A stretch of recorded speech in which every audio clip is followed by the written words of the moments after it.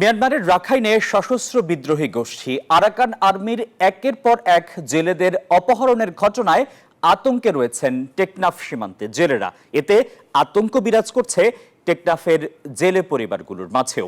প্রশাসন বলছে বারবার সতর্ক করার পরেও না মানায় এমন ঘটনা ঘটছে। কক্সবাজারের টেকনাফ ঘুরে ইরফানুল হাসানের তথ্যচিত্রে বিস্তারিত। সাগর থেকে প্রায় খবর আসে অস্ত্রের মুখে জিম্মি করে জেলেদের ধরে নিয়ে যাচ্ছে আরাকান আর্মি। এমত অবস্থায় আতঙ্কে আছে কক্সবাজারের টেকনাফ সীমান্তে সাগরে মাছ ধরতে যাওয়া জেলেরা। দীর্ঘ 4 যুগ ধরে সাগর যার জীবিকার উৎস, জীবনের অন্তিম মুহূর্তে এসে সাগর যাত্রায় এখন রীতিমতো আতঙ্কে 70 বছর বয়সী এই বৃদ্ধ।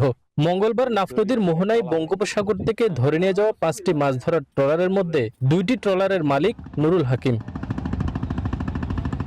সেই 2টি ট্রলারে ছিলেন 12 জন মাঝিমাল্লা, ছিলেন নুরুল হাকিমের এক সন্তান। অপহরণের 24 ঘন্টা পার হয়ে গেলেও এখনো কোনো খোঁজ নেই অপহৃতদের।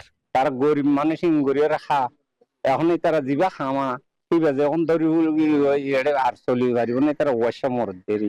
নুরুল হাকিমের মতো সাগরে মাছ ধরে জীবিকা নির্বাহ করা অন্য জেলেরাও আছেন আরাকান আর্মির অপহরণ আতঙ্কে। আমাদের সামনে থেকে 5টা ট্রলার নিয়ে গেছে, স্টিপ বলে এসে। বান্ডেল থাকলে প্রতি সেনমানিতে টাকা বাঁচবে।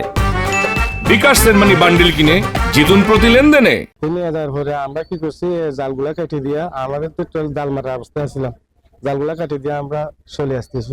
ট্রলারগুলো ওইটা নিয়ে যাওয়ার পরে মানুষগুলি সারি আমার ট্রলার ঘরে রেখে দেয়। হ্যাঁ, এটা আমরা সরকার থেকে কি একটু নিরাপত্তা চাই। অপহরণ করে মানুষ ফিরিয়ে দিলেও প্রায় সময় ট্রলার রেখে দেয় আরাকান আর্মি। তাই তো সাগরে না পাঠিয়ে ট্রলারগুলো এভাবেই অলস বসিয়ে রেখেছেন ট্রলার মালিকরা।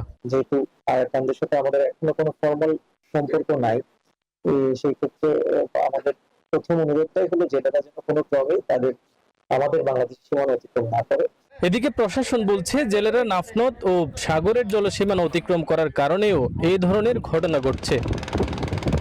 আমার পেছনে ছোট বড় এসব ট্রলারে করে জীবিকা নির্বাহ করে টেকনাফের হাজার হাজার জেলে।